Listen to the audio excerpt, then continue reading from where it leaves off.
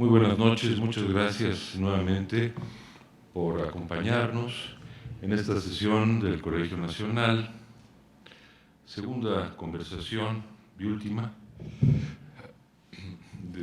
con Christopher Domínguez en torno a las biografías paralelas, convergentes, divergentes, etcétera, que hemos hecho sobre Octavio Paz. Entonces, ayer yo llevé un poco la voz cantante y ahora le voy a pedir a Christopher que él sea quien lleve esa voz cantante y que vaya introduciendo los temas. Convinimos que hablaríamos sobre Octavio Paz después del 68, porque ese fue el tema con el que culminamos la conversación de ayer. Buenas noches, pues vamos a empezar de inmediato. Y bueno, tenemos la suerte de tener aquí no solo un historiador, sino a un testigo de lo que ocurrió y a un joven protagonista. ¿Cómo era el México de 1971 cuando regresa Octavio Paz? ¿Y qué expectativas falsas o verdaderas pusieron los jóvenes que habían aplaudido la renuncia a la embajada de Nueva Delhi por Octavio Paz en él? En ese Octavio Paz llega a México por Acapulco en febrero de 1971. El dato ese de Acapulco no lo conocía yo, pero todos los días se aprende algo nuevo. Bueno, yo en esa época pertenecía al grupo combativo del suplemento cultural de siempre, que ya dirigía entonces Carlos Monsiváis, y Octavio Paz vino a México, y recuerdo, y si no recuerdo mal, por esas fechas de 1971, junio de 71, dio alguna conferencia, él, hijo, Víctor Flores Olea y Carlos Fuentes, en el entonces Auditorio Justo Sierra de la Facultad de Filosofía de Humanidades,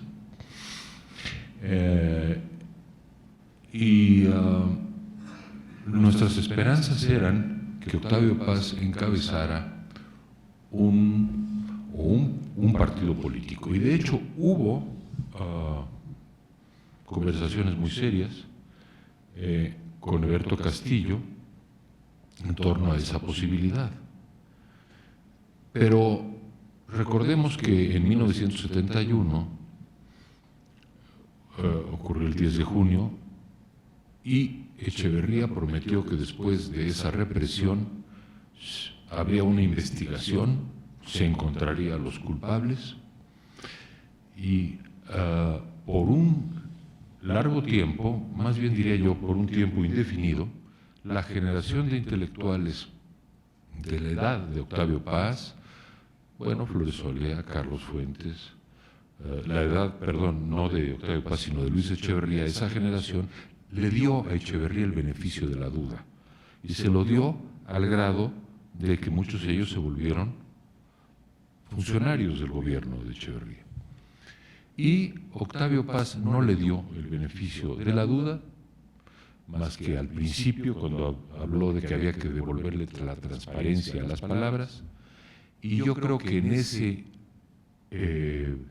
esos meses se definió que los intelectuales de la generación de Echeverría, digamos los nacidos en los 20 y todavía a principios de los 30, se incorporaban al gobierno de Echeverría o simpatizaban con él o compraban la idea de que habían sido las fuerzas oscuras las que habían provocado la matanza del 10 de junio, y Octavio Paz, Gabriel Said y algunos escritores de Plural no estuvieron de acuerdo con eso. Pero creo que, para contestar en definitiva tu pregunta, la idea de que Octavio Paz encabezara un partido político se fue difuminando. Quien la retuvo esa alternativa fue Eberto Castillo, que en efecto fundó el Partido Mexicano de los Trabajadores, un partido mexicano de la izquierda. Pero creo que Octavio Paz entendió una vez más que su sueño era editar una revista. Y muy pronto, gracias a Julio Scherer, esa posibilidad se volvió realidad. Bueno, yo agregaría lo que ha dicho Enrique, que aquí aparece una figura decisiva, que es Gabriel Said, que yo en mi libro Octavio Paz en su siglo, yo creo que de alguna manera es el inventor de Plural, no de la revista en sí, que ya sabemos que es Octavio y es Julio Scherer, pero del espíritu de la revista. Yo creo que la inventa Gabriel Said cuando le dice a Octavio Paz: no hagas un partido como hicieron Gómez Morín y Lombardo Toledano. Y ya ves cómo les fue. Hay que hacer una revista. Y esa revista fue Plural. Qué bueno que recuerdas a Said. Me permite, yo quisiera agregar algo. Es un muy buen momento para explicar la enorme influencia intelectual, editorial y moral de Gabriel Said en la obra editorial en Plural y envuelta, desde luego Letras Libres, y tan enorme fue esa influencia que puedo contar una anécdota. Said y una anécdota crucial, que no sé si recoges en tu libro. Said publicaba entonces en la revista Siempre, en el México en la cultura, o la cultura en México, como se denominaba en esa época. La cultura en México. La cultura en México. Entonces ocurre el 10 de junio y Carlos Fuentes o Fernando Benítez, no recuerdo quién, tú me lo aclaras, dice: es un crimen histórico no apoyar a Luis Echeverría. Echeverría o el fascismo, no sé quién dijo una cosa u otra. Y entonces Gabriel Said, yo estaba en casa de Carlos Monsiváis cuando Monsiváis era el director de la cultura en México, y escucho que entra una llamada de Gabriel Said y veo que Carlos le dice: perdóname, Gabriel, no puedo publicar eso que me mandaste. El director no permite que publiquemos eso. Y yo escucho unas carcajadas tremendas en el teléfono. Es que Gabriel Said había mandado un texto brevísimo que decía esto: el único criminal histórico es Luis Echeverría. Ese fue el texto. Y no lo publicaron en Siempre. Y como no lo publicaron en Siempre, Said salió de Siempre. Entonces, con esa independencia y autoridad moral, se incorpora con Octavio Paz a Plural, y en Plural hay una mesa redonda sobre los escritores y la política, y Said le reclama a Carlos Fuentes en una famosa carta que en vez de apoyar a Echeverría, en vez de poner su gran prestigio, al servicio del poder de Echeverría, le ponga una fecha al tiempo en que le va a dar a Echeverría para que haga la investigación del 10 de junio. Fuentes contesta de una manera vaga, más o menos. El caso está en que en esa historia se dividen las actitudes. Unos con el régimen de Echeverría y Said y Octavio con independencia. A partir de allí yo empecé a leer con mucha asiduidad y sorpresa y asombro los ensayos de Said que recogerían el progreso improductivo, y me fui de Siempre a Plural con Octavio Paz. O sea, Said fue un poco el que no solo me convenció con sus textos, sino que provocó alguna especie de conversión en mí, de creer que el camino de un intelectual es la crítica independiente del poder. Pero, como tenemos tanto que hablar y estamos hablando de Octavio Paz y no Said, solo quiero decirte que, muy bien, qué bueno que hayas recordado y que en tu libro recuerdes la gran influencia que número tras número, empresarial, editorial, intelectual, literaria, la gran influencia de Gabriel Said en la obra y en la persona, diría yo, de Octavio Paz. Y yo agregaría que, bueno, que había 15 años de diferencia, una generación entre Paz y Said, pero es muy notorio viéndolo... 20 años. Bueno, 14, 34, 20 años, ¿sí? Es muy notoria la manera en que Paz se deja influir por los más jóvenes en 1972, 71, cuando nace Plural, porque si uno ve la correspondencia que hay de esa época entre Paz y su traductor al francés Jean-Clarence Lambert, Paz venía, para decirlo coloquialmente, muy acelerado con la idea del partido político. Como que le había vuelto un poco la sangre espesa y roja de los años 30. Y yo creo que Said ahí sí lo... Y bueno, lo que ocurrió el 10 de junio lo aterriza, lo lleva por el camino de la revista. Y sí, esta decisión de hacer una revista y no un partido causa excepción.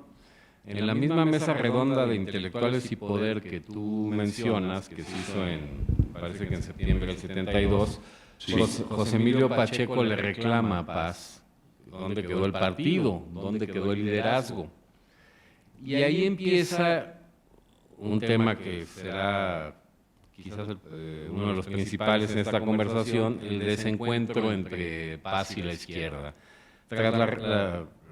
Mi interpretación es que la renuncia de Paz a la embajada en el 2 de octubre es malinterpretada por la izquierda como no como lo que fue un gesto moral de repudio a un gobierno asesino, sino como un cheque en blanco para lo que la izquierda quería hacer contra ese gobierno y sus sucesores. Entonces la izquierda esperaba, sobre todo la más radicalizada, que Paz se pusiera al frente de quienes querían sustituir la dictadura del PRI por la dictadura del proletariado.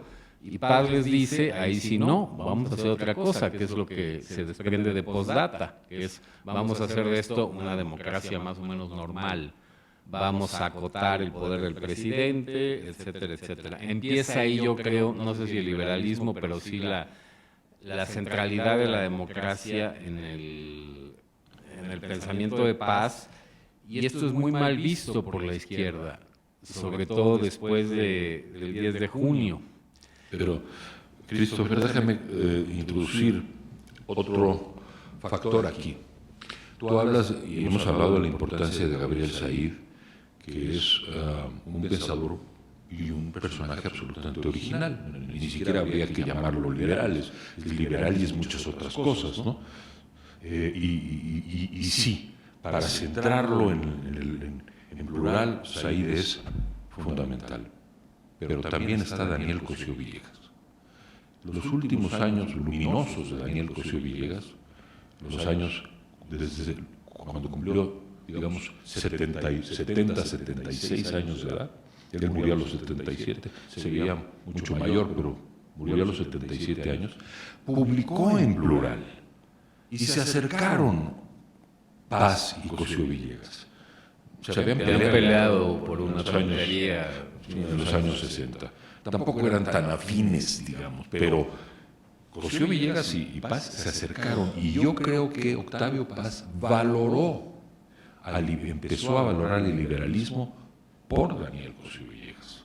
Y no es casual que cuando muere en marzo de 76 escribe un texto que se llama Las ilusiones y las convicciones. Dice, perdió las ilusiones, pero no sus convicciones. Y lo admira como liberal, y esa admiración yo creo que también lo centró a Octavio Paz en esos años anteriores en los años estos, la primer lustro de los 70 a los que estamos abordando ahora. Yo agregaría al elenco a alguien que murió un mes después, que es José Revueltas. Y de hecho, Paz desde ese momento agarró la costumbre de mencionarlos juntos como ejemplo de un liberal y un marxista insobornables ante el poder.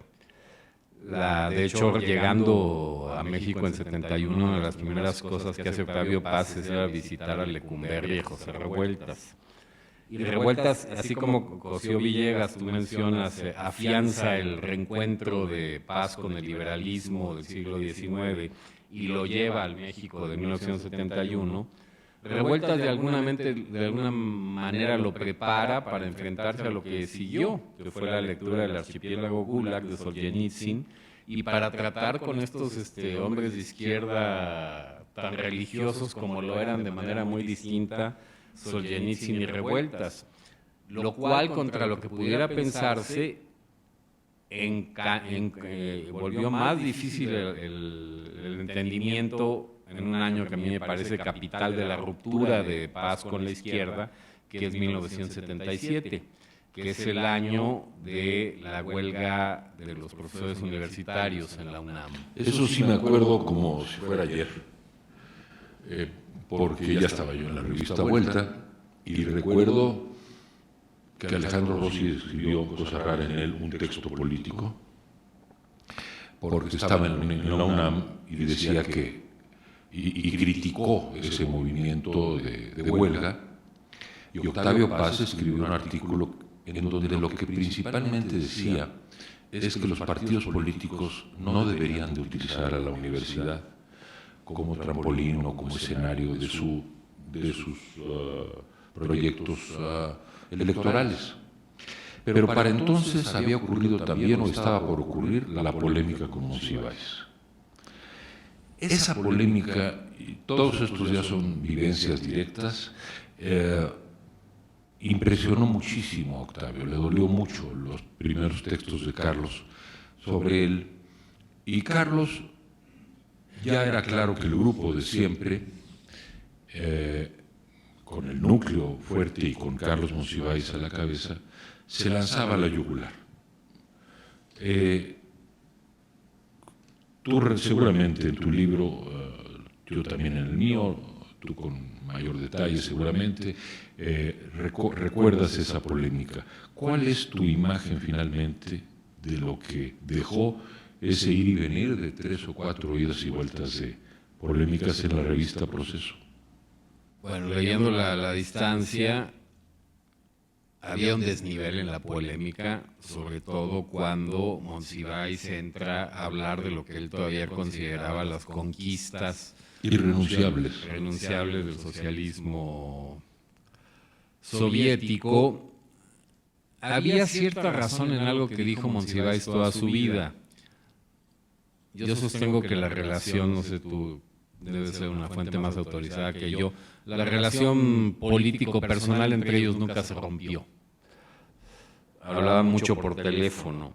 Pero Monsiváis le insistía mucho, con cierta razón, de que había otra izquierda, lo que él llamaba la izquierda social, que no era la izquierda estalinista de los años 30 en la que Paz era acusado de estar obsesionado. Yo creo que para decirlo como hablan los académicos de hoy, la polémica los colocó muy bien a los dos en sus respectivos campos. A Monsiváis como el indiscutible líder intelectual de la izquierda y a Octavio Paz como el jefe espiritual de la muy combativo y muy admirado de la democratización del país. Y ahí me parece que después de la polémica que les hizo bien a los dos, tuvieron momentos de coincidencia felices y de desacuerdo. Un movimiento de coincidencia feliz fueron los primeros años del 94, cuando la revuelta zapatista. Luego ya Monsiváis se entusiasmó más con el subcomandante Marcos. Pero yo creo que esta polémica como que dejó muy en clara, polarizó desde luego. Yo en mi libro reúno testimonios de que era muy difícil cruzar la calle sin una bandera blanca entre las dos corrientes. Muy pronto la posición de Monsiváis fue absorbida por la revista Nexos, ya había desaparecido Plural, ya no estaba Julio Scherer en Excelsior, y nació aquel mundo en el que yo aparecí como joven reseñista en la vida literaria, en que había dos partidos, dos esquinas, dos visiones, dos mafias, que eran Vuelta y que eran Nexos, ¿no? Y la interpretación arbitraria o superficial de las cosas es que una era la izquierda y otra la derecha. Así lo veía, sobre todo los de Nexos, que como eran los de izquierda, pues eran los más interesados en presentarse de ese modo. Pero yo creo que la polémica, yo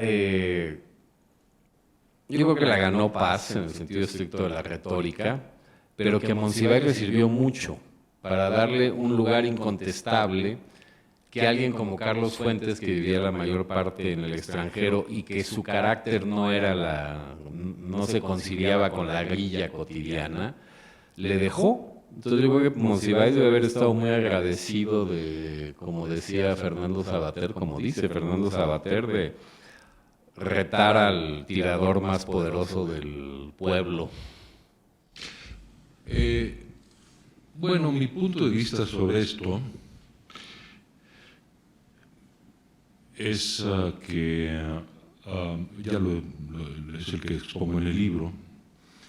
Yo creo que Octavio Paz tenía un conocimiento de primera mano de libros, de corrientes, sobre todo de Francia, de lo que estaba pasando en la Unión Soviética. Me acuerdo que en el número 6 de Letras Libres publicamos un ensayo sobre la verdadera situación de la salud en la URSS. Vueltas, ¿verdad, no? Vueltas, sí. Y dije Letras Libres. Esta es la primera vez que confundo a Letras Libres con Vuelta, pero en beneficio de Letras Libres. Porque invariablemente me refiero a Letras Libres como, caramba, tengo que ir a Vuelta. Pero solo han pasado 16 años. Bueno, el caso está en que Paz leyó El archipiélago Gulag y para él fue una experiencia de verdad religiosa. Usó la palabra pecado estrictamente y entendió que había habido decenas de millones de muertos en el experimento socialista en el que había creído en su juventud. Él vino a México para explicar eso a sus compañeros de izquierda, para que su familia intelectual e ideológica entendiera eso, comprendiera los valores de la democracia, de la tolerancia, de la diferencia, del debate, entendiera que el camino no estaba por allí, sino por una política económica de izquierda, desde luego, con un papel del Estado fuerte, desde luego, pero dentro de un marco de libertades que habían sido totalmente aplastadas en la URSS, no solo las libertades, sino las personas. Y yo creo que Monsiváis y todos los jóvenes de mi generación, prácticamente sin excepción, repudiaron a Octavio Paz y entendieron eso como un vuelco a la derecha de un hombre que estaba envejeciendo y que se había vuelto un reaccionario. Con eso perdieron la enorme oportunidad de aprender mucho, de dialogar y dos cosas centrales. Perdieron la oportunidad de crecer intelectualmente, de crecer en conocimiento, y ellos mismos se darían cuenta 15 años después que Paz tenía razón, que cayó el muro de Berlín y que esas realidades brutales a las que él se había referido eran ciertas, y que su actitud era una actitud de un hombre liberal, democrático, de izquierda. Entonces, cuando todo el mundo se revela claramente lo que fue el socialismo en la URSS y en China, la China de Mao, porque nosotros publicamos muchos textos sobre la China de Mao, entonces muchas personas que atacaron a Octavio Paz, y fueron legión, estoy hablando de decenas de ataques, si no es que más, o centenares, nunca explicaron por qué y guardaron silencio o cambiaron. Pero entonces tienes razón, triunfó ideológicamente Octavio Paz, yo creo que triunfó políticamente Monsiváis, pero me da mucho gusto recordar que fue tarde, en los años 90, cuando presentamos en Vuelta un libro de Guillermo Cabrera Infante, a mí, con amenaza de bomba, a mí, unos personajes nos amenazaron con poner una bomba en San Ángel. Ahí estábamos Carlos Monsiváis y yo presentando el libro de Cabrera Infante, y Carlos Monsiváis abiertamente condenando la dictadura de Cuba, sobre todo en estos aspectos de la opresión a los homosexuales y muchas otras cosas más. De modo que creo que el tiempo intelectual y moralmente le dio la razón a Paz, pero como dices tú, políticamente le sirvió mucho a mi querido amigo Carlos Monsiváis. Bueno, yo saltaría ahora, o retrocedería más bien a 1984, donde ocurre un hecho que fue muy doloroso para Octavio Paz y muy significativo, con motivo de un discurso que Paz dio, como algunos de ustedes recordarán, en Frankfurt, pidiendo elecciones libres en Nicaragua para que los sandinistas demostraran en las urnas la legitimidad que presumían. Se armó una protesta nacional e internacional contra Paz, que devino anecdóticamente en la quema de su figura en un monigote en el Paseo de la Reforma por un grupo de ultraizquierdistas frente a la Embajada de los Estados Unidos. Esta anécdota inquisitorial impresionó muchísimo a Octavio Paz, que estaba en Kioto, Japón. Y yo creo que para él fue el momento de quiebre, de ruptura emocional ya con la izquierda. Y con algunos amigos, particularmente con Carlos Fuentes. Porque él no le pedía a sus amigos que dejaran de apoyar a la revolución sandinista, sino que dijeran, dado que apoyamos a la revolución sandinista, condenamos este hecho de barbarie, de quemar la efigie públicamente de un poeta o de cualquier persona en una avenida. Es asombroso, y ahora que yo estuve trabajando para hacer mi libro, tuve a mano mucha hemerografía. Casi nadie condenó lo que pareció una cosa absolutamente anecdótica, y a él yo creo que le dolió mucho, le hizo mucho daño y lo endureció. Y este proceso puede leerse, porque casi no hemos hablado porque hay poco tiempo, de los libros de Paz, primero en El Logro Filantrópico y luego en Tiempo Nublado, que son los libros de ese periodo de ensayo, y en el poema que escribió después de leer, como tú dices, el Archipiélago Gulag, aquel que creo que recordaba yo ayer, de que Stalin no tuvo alma, tuvo historia, ¿no? Bueno, son varias cosas aquí. Por una parte hemos hablado del desencuentro, lo he llamado yo. Es una forma piadosa de llamarle, pero en fin, desencuentro entre Octavio Paz y la izquierda mexicana. Tuvo aspectos fructíferos, con todo y lo duro que fueron esos intercambios y polémicas, algunas muy bajas, otras de mayor altura. Creo que México todavía en esa época, estábamos en la época previa a la barbarie que a veces se ve en las redes sociales actuales, porque con toda y la dureza de esas polémicas, eran polémicas de ideas, eran debates de ideas. Sigo creyendo, en definitiva, que la izquierda perdió la oportunidad de dialogar y de crecer junto y frente a su mejor exponente. Por otro lado, Vuelta defendió, antes que ninguna otra publicación, Vuelta de Octavio Paz, la democracia, presentándola como una alternativa para México. Y esto, curiosamente, sirvió para que en los años 80, poco a poco, nos acercáramos por esa vía a la izquierda.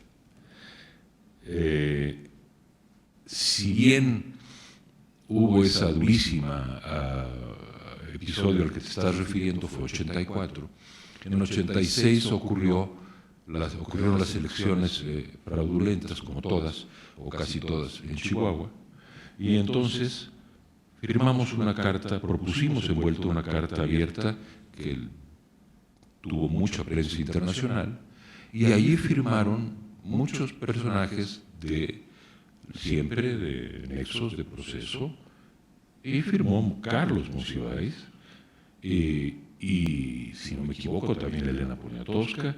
Es decir, ahí sí firmamos todos, y lo que pedíamos era la anulación de las elecciones en Chihuahua.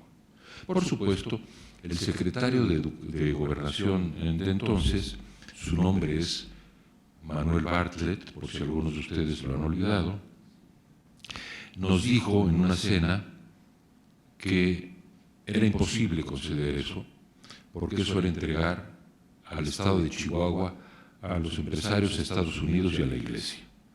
Y creo que se refirió al famoso fraude patriótico. El caso está en que la democracia nos vinculó. Entonces, si los sandinistas y Nicaragua y Centroamérica nos dividió, la democracia nos juntó. Y en alguna mesa redonda recuerdo haber estado con Adolfo Gili y con Alberto Castillo, Aguilar Camín y demás, ya oírlos hablar con mucho entusiasmo de la democracia. Pero ya nos estamos acercando al fin de los 80, Christopher. Entonces yo diría que hay esas dos corrientes. Por un lado, el gran divorcio en torno al socialismo, pero por otro lado, una convergencia en la democracia. Y cuando en el 89 es la democracia la que triunfa en el mundo, en ese momento, tácitamente, aunque nunca lo reconocieron, tácitamente había, digamos, ganado la partida de lectura histórica Octavio Paz. Ahora, en medio hay un momento muy delicado para todos nosotros y para Octavio Paz, que son las elecciones de 88. Pues sí, hablemos de eso. Que Cuauhtémoc Cárdenas alega haber ganado,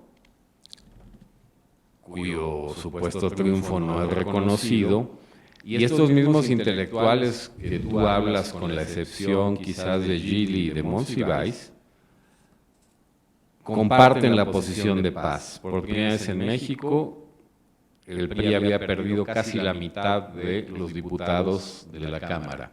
Había perdido las 2 senadurías del Distrito Federal y se había impuesto una época nueva que era la de la competencia. Las elecciones fueron, todavía las hacía el gobierno, no hay manera de saber cifras reales. Se cayó el sistema. Bartlett lo hizo caer, según confesó él hace poco. Y ahí Gabriel Said dijo algo que expresa un poco la posición de Paz y la mayoría de los intelectuales y los diputados de Cuauhtémoc Cárdenas, que con mala cara, pero se fueron a sentar a San Lázaro. Que era, le decía Gabriel Said, la nación tiene derecho a pedir que se anulen estas elecciones, pero por su propio bien no debe hacerlo. Es decir, debe apostarse a lo ganado y no aventurarse en una cosa que quién sabe dónde hubiera acabado, más, y esto lo digo yo, los dirigentes que rodeaban, yo tengo mucha estima por Cuauhtémoc Cárdenas en lo personal, pero la gente que venía con él no era como para quererlos en Bucareli, ni en la Secretaría de Economía, ni nada por el estilo.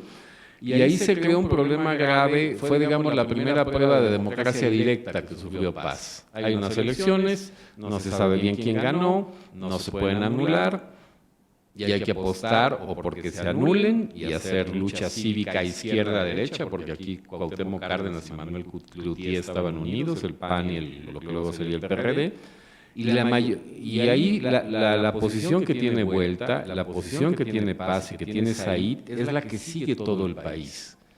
Esto yo estando ahí en 1988 no me daba cuenta, pero ahora que hice el libro, dije, bueno, fue lo que se hizo. Y es cuando Cárdenas desobedece a aquellos de sus partidarios que querían instalar una plaza de Tiananmen en el Zócalo para que se armara una guerra civil, se repliega y funda, para bien y para mal, un partido de izquierda ya de importancia nacional, ¿no? Bueno, yo recuerdo muy bien ese momento, julio de 1988, no solamente por las elecciones, por otros temas alrededor de esa fecha, pero las elecciones. La posición de Octavio Paz, reflejada en su libro Pequeña Crónica de Grandes Días, creo, ¿es así? Sí.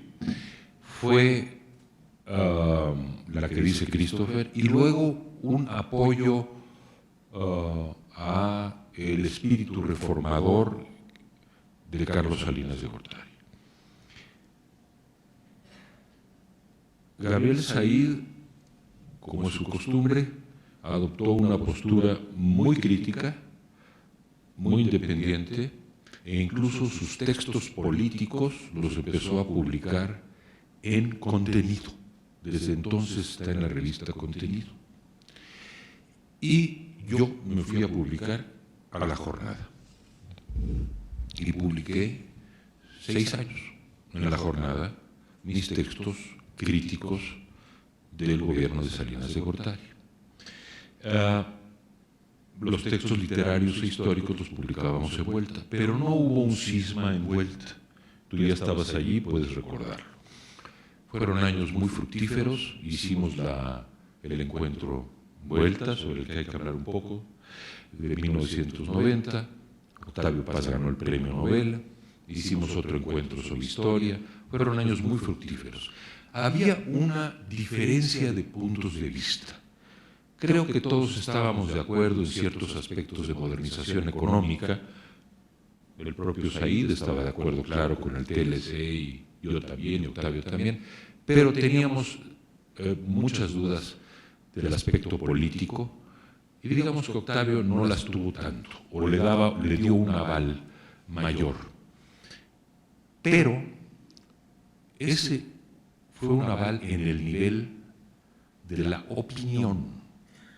Nunca tuvo mayor injerencia Octavio Paz con el poder, como se le acusó, más que en el nivel de la opinión. Lo que públicamente decía positivo en torno de Salinas de Gortari, que tuvo, sin duda alguna, algunos aspectos importantes. No, y tenía un altísimo grado de aprobación ciudadana. Y todos esos aspectos de lo que, sobre reformas que estábamos de acuerdo, pero no en la política, no en la concentración del poder, y no en muchas otras cosas que vinieron después. Entonces había esa tensión interior en la revista, pero era una tensión en una familia que venía de muy atrás y que había construido mucho y seguiría construyendo. Pero en efecto, quiero recordar para todos los detractores profesionales de Octavio Paz que existieron entonces, que Salinas de Gortari le ofreció la embajada de Francia a Octavio. ¿De España? Las de España, de Francia, le hubiera ofrecido un ministerio de cultura. Le hubiera ofrecido las embajadas de toda Europa, o en fin. Él no la aceptó. No hubo absolutamente nada, no se erigía en consejero del señor Salinas, y tampoco tuvimos en la revista Vuelta más que los anuncios habituales, aun cuando en efecto nuestras críticas políticas más duras, pues yo las publicaba en La Jornada y Said en Contenido. Bueno, yo solo agregaría que lo que había envuelta en ese momento, que es muy interesante, era una discusión sobre la velocidad de la transición democrática. Octavio Paz tenía mucho miedo de que una velocidad excesiva nos descarrilara. Y él tenía mucho miedo a que el PRI, el Estado mexicano, perdiera el control de la transición. Él quería, y así lo decía, que el PRI la tutelara. ¿Tú sabes esa palabra? Sí, que el PRI la tutelara. ¿Pero usó esa palabra por escrito? Sí, según yo sí. Porque no encontraba en la oposición, a Paz nunca le gustó el Partido de Acción Nacional. No, le provocaba, lo repudiaba. Totalmente, y no veía en la izquierda esa socialdemocracia, la europea, que él pedía a gritos desde principios de los 70. Entonces, eso era lo que nosotros vivíamos como jóvenes miembros de la revista, era la discusión de Paz, de Enrique, de Gabriel Said sobre la velocidad. Hubo momentos difíciles como la marcha del doctor Salvador Nava, en que a Octavio le parecía que eso era más bien un movimiento conservador que democrático, etcétera. Yo puedo testificar que las tensiones de la sociedad mexicana estaban envueltas. E incluso yo hice una encuesta en las elecciones del 94 del voto. Habíamos en la reunión 9 personas, una de ellas Octavio, y bueno, yo saqué ahí, hicimos así como se hacen las fiestas con papelitos, 3 votos para el PRI, 3 para el PAN y 3 para el PRD. Entonces yo creo que la Vuelta era un buen reflejo de lo que era la sociedad mexicana. No hemos llegado al 94, hay que hablar de un par de cosas más. Es que yo quisiera decir lo del 90. Cayó el muro de Berlín y a la distancia uno de los ecos del muro de Berlín estuvo en México.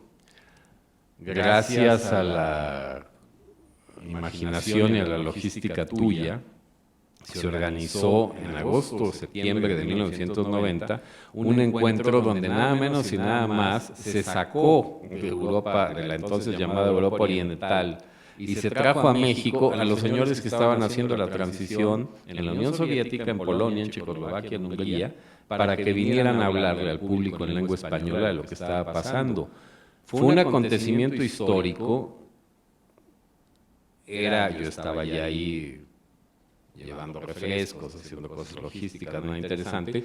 Era impresionante la admiración y el respeto que todos estos personajes sentían por Octavio Paz y lo contentos de que sentían de que la revista que había sido su casa cuando estaban en la cárcel, ahora lo recibiera cuando estaban a punto de ser presidentes de sus repúblicas. Y si uno lee, y ahí sí yo creo que esos materiales tenemos que reeditarlos, el altísimo nivel de discusión que hubo ahí, realmente México estaba colocándose en el centro del mundo gracias a Octavio Paz, y creo que en su biografía intelectual es más importante ese encuentro que el premio Nobel, que se lo pudieron haber dado en 1960 o en 1970. Pero el encuentro por la libertad de 90 a mí me parece un momento fabuloso en la historia de México.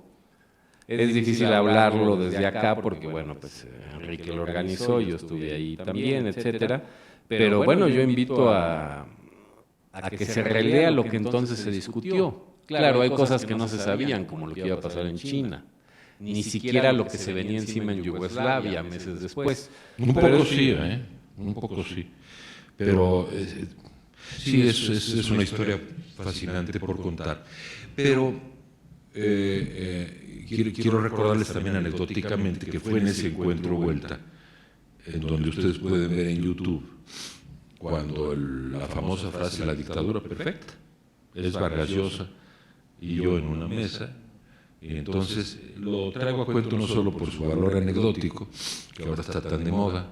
Sí, yo le he dicho a Mario que debe cobrar derechos por el bueno, te parece ser que hay 5 millones de personas que han ido a ver La dictadura perfecta. Mario tendría que haberlo registrado en algún lugar. Pero el caso es que eso también fue un ejemplo de las distintas velocidades a las que te refieres. Porque Vargas Llosa me pasó un papel diciendo que quería decir algo sobre México, que si parecía inapropiado. Entonces le dije, por supuesto, di lo que quieras, ¿no? Y entonces dijo lo que tenía que decir.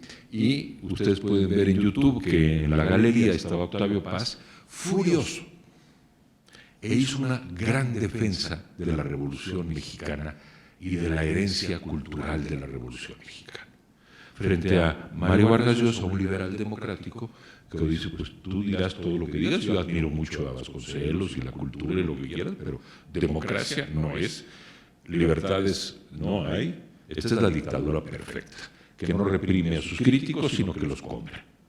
Y entonces, bueno, ahí, y luego como Mario Vargas Llosa salió pitando ese día a Londres, se interpretó eso que le habían aplicado el artículo 33, etcétera. Nada de eso, se fue por razones personales. Pero es muy interesante, quiero subrayar aquí algo no anecdótico. Yo siempre he creído que pesaba más la tradición en la fórmula democracia liberal. Octavio se inclinaba más por el adjetivo liberal que por el sustantivo democrático.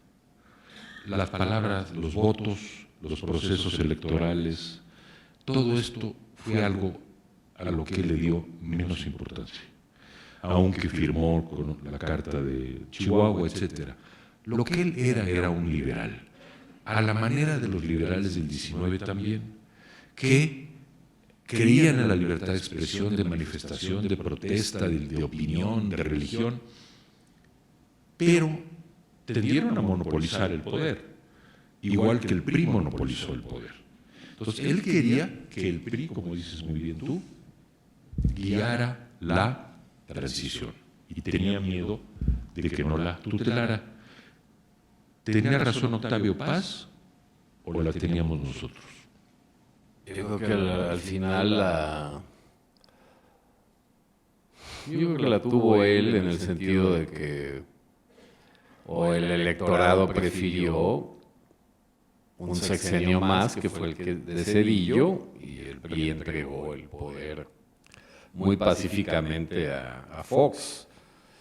Nosotros queríamos que todo esto se acelerara, y que se acelerara en el 94. Yo me acuerdo, yo fui a ver a Octavio 2 días después del asesinato de Luis Donaldo Colosio, a dejarle unos suplementos, era sus 80 años. Y yo estaba excitado porque yo sentía que la combinación entre la rebelión zapatista y el asesinato de Colosio me iba a volver testigo de la toma del Palacio de Invierno, ¿no? Más allá de las consecuencias. Me dijo, usted está loco. Eso no solo no puede suceder, sino no debe, porque ustedes no saben lo que es la violencia de una revolución mexicana. Y hay que impedir eso siempre. Y hay que retardar y que se impaciente la gente y ir a dar 2 pasos adelante y 3 atrás, la fórmula que ustedes quieran, para impedir que despierte el famoso México bronco que despertó en este siglo por otro lado, pero esa es otra historia. Y él creía que aquellas escenas de colgados que veía cuando doña Josefina lo llevaba a San Antonio a ver a su papá, no quería volver a verlas. Entonces, en ese sentido, sí, él apostaba por la lentitud o por la prudencia. Pero qué extraño y paradójico y contradictorio, pero es que haya querido durante tanto tiempo en la revolución y al mismo tiempo, al final, la haya temido tanto. Yo creo que había una contradicción, un desgarramiento en Octavio Paz. Porque creyó en la revolución cuando era joven, en la revolución socialista, siguió creyendo en la revolución socialista o en una versión de ella hasta los años 60. ¿No es así? Y luego, ya en la madurez, recordó los horrores que había atestiguado en su infancia y juventud. No obstante, en El laberinto de la soledad, ese libro que está a la mitad del siglo y a la mitad de la vida de Octavio Paz, hace un elogio de la violencia. ¿O no es un elogio de la violencia? Sí, de la violencia revolucionaria. Es decir, poetiza la revolución al grado de decir la revolución en esa imagen que a todos nos cautivó y nos sigue cautivando, pero que es una imagen poética misteriosa, ¿no? Es el abrazo mortal, ¿no?, de un mexicano con otro. Es el abrazo y el encuentro. Entonces la muerte y la violencia como un acto casi de amor fraternal. ¿Cómo interpretamos eso? ¿Cómo lo leemos desde ahora? Bueno, a mí me gustaría, creo que tiene mucho que ver con lo que estás diciendo, tocar lo que sería el último episodio político en la vida de Octavio Paz, que es la revuelta zapatista, neozapatista del 1 de enero de 94. Yo no recuerdo haberle preguntado, y tengo mis diarios de aquella época, si relacionaba él esto con su papá. Yo no sé si tú se lo preguntaste. Ahora, lo que a mí me sorprende mucho, y me sorprendió porque lo leí en tu libro, digamos, la pista que agarré la das tú en El poeta y la revolución, es que si uno lee el primer artículo de Paz sobre los zapatistas, cuando ni siquiera sabíamos bien quiénes eran, todavía Marcos no figuraba, el primer editorial de La Jornada, que yo creo que escribió Carlos Payán, pero no tengo la prueba, era muy violento contra los zapatistas. Bueno, Octavio Paz saca un artículo, creo que el 6 de enero, donde dice, esta revuelta regional, esta revuelta removerá el substrato mítico de México, pero volverá al origen. y no se extenderá por el país. 20 años después, para bien o para mal otra vez, eso fue exactamente lo que pasó. Entonces a mí me sorprendió porque muchos, yo entre ellos, nos pusimos histéricos. Me sorprendió mucho la sabiduría que había alcanzado Paz para ver una situación que era tan aparentemente catastrófica, con esa prudencia y esa aplicación de su propia idea de la revuelta como algo que mueve todo para regresar a un origen. Pero, sí, pero más que pero tanto como la prudencia, o la sabiduría a la que te has referido tú, yo creo que es la empatía. Porque si tú recuerdas, acabas de recordar a los colgados que veía en los postes del ferrocarril cuando viajaba a San Antonio y el temor que esa violencia le provocaba, también hay que recordar todos los fines de semana que pasó con su padre, con los antiguos zapatistas. Y esta rebelión era la rebelión zapatista. Y luego era una rebelión que Paz consideró una revuelta, quiere decir, un movimiento violento, pero que venía de las entrañas profundas del país, y los protagonistas, ¿cómo negarlo?, eran indígenas y eran campesinos. Si yo creo que Paz hubiera tenido que negar buena parte de su obra y sus textos del laberinto de la soledad y su propia historia con su padre para condenar al zapatismo. Entonces yo creo que tuvo una reacción muy compleja, muy, de una tensión interior, y había una empatía. Yo creo que había una empatía y hasta una simpatía con el subcomandante Marcos. ¿Es verdad que tú le preguntaste lo que yo en mi libro digo que le preguntaste? Sí, yo se lo pregunté en broma. Oiga, ¿por qué usted ha escrito más sobre Marcos que sobre todos nosotros juntos? Me dijo, pues porque ustedes no se han levantado en armas. Sí. Pero él me contestó muy en serio. Ese es el punto. Sí. Que te contesto en serio. Lo que te estaba diciendo es, usted tiene varios libros, es joven, es muy inteligente, yo lo admiro mucho, pero perdóneme, aquí hay un rango histórico superior, y es este hombre que es un escritor, que es un poeta, un cuentista, pero este hombre se fue a la revolución. ¿Qué estaba contestando con eso? Estaba recreando al Paz joven. Era, como todos los seres humanos, auténtico, un nudo, pero un nudo creativo y fructífero de contradicciones, o de dualidades, vamos a decir. Frente al zapatismo tuvo una vertiente de simpatía y una de horror. El liberal, racional y demócrata decía, esto no. Pero el revolucionario, el rebelde, el que recordaba sus fines de semana con su padre, junto con los campesinos de Santa Marta, ese estaba con la revolución. Y recuerdo muy bien una pequeña anécdota que cuento en mi libro, cuando en 1977, por ahí, hubo una fiesta que le hicieron a Octavio Paz en las lagunas por Texcoco, que era donde él iba de niño, y entonces le dijeron, te tenemos una sorpresa, te vamos a dar pato enlodado, que era un pato al que preparaban llenándolo de lodo y luego lo cocían de un modo, yo no soy muy bueno. Echaban pulque. Este es el pato enlodado que le daban al papá de Octavio Paz, y supongo que Octavio Paz también, en Santa Marta, cuando el padre iba a visitar a los campesinos.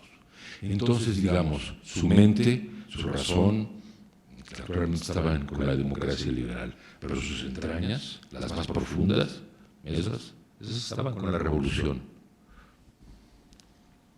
Sí, estoy de acuerdo.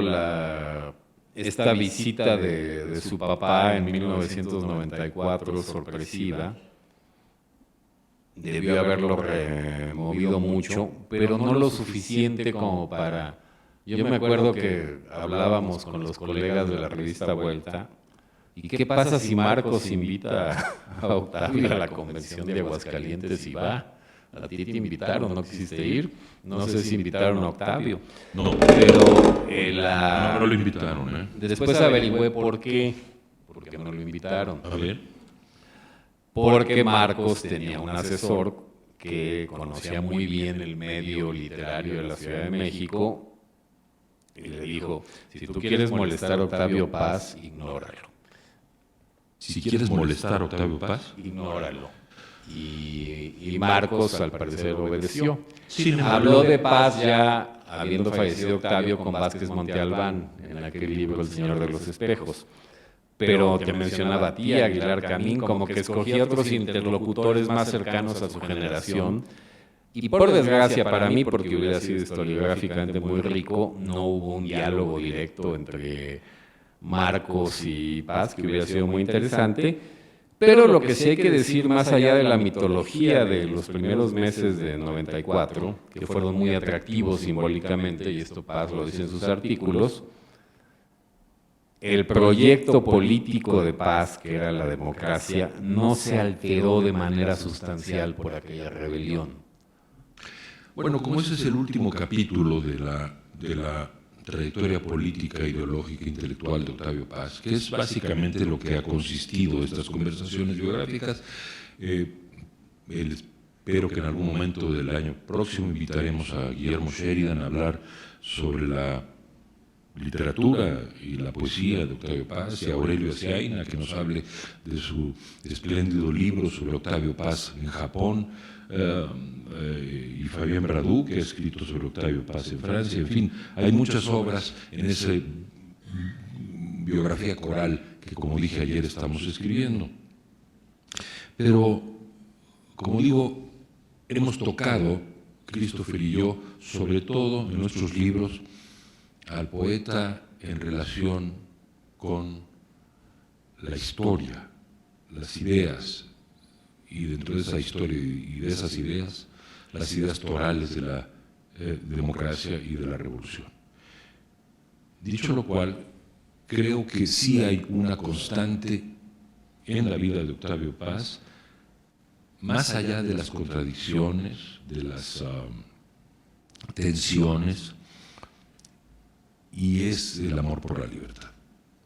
Yo creo que esa pasión por la libertad estaba en el revolucionario de los años 30 y en el hombre que empieza a criticar a la URSS desde muy temprano. Siempre es una constante del hombre rebelde que busca la libertad. Así que, si bien se desencantó de la revolución y escribió páginas muy dolorosas, desgarradas de desencanto, si bien, a mi juicio, no fue, digamos, un demócrata a la inglesa, lo que sí no cabe la menor duda es que vivió con la libertad bajo palabra. Muchas gracias. Buenas noches. Gracias.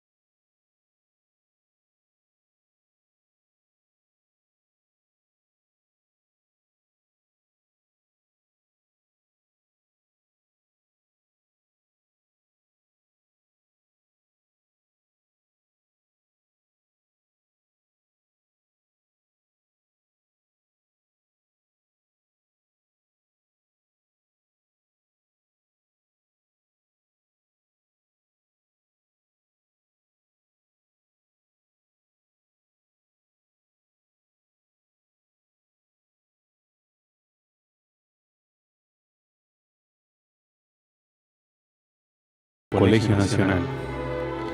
Miércoles 10, 13 horas 1 de la tarde, Aula Mayor del Colegio Nacional. Gracias